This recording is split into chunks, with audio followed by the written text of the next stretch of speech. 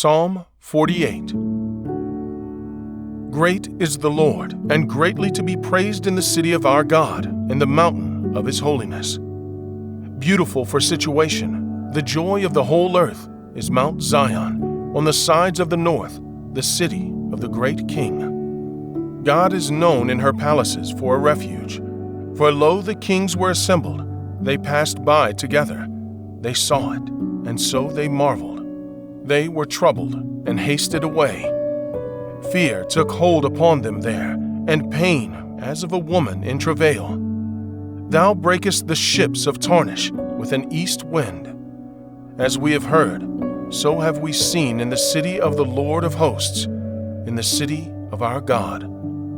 God will establish it forever. Selah.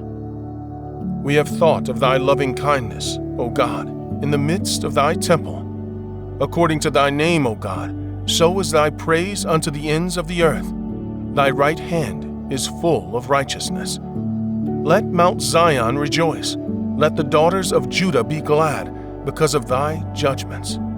Walk about Zion and go round about her. Tell the towers thereof. Mark ye well her bulwarks. Consider her palaces, that ye may tell it to the generation following.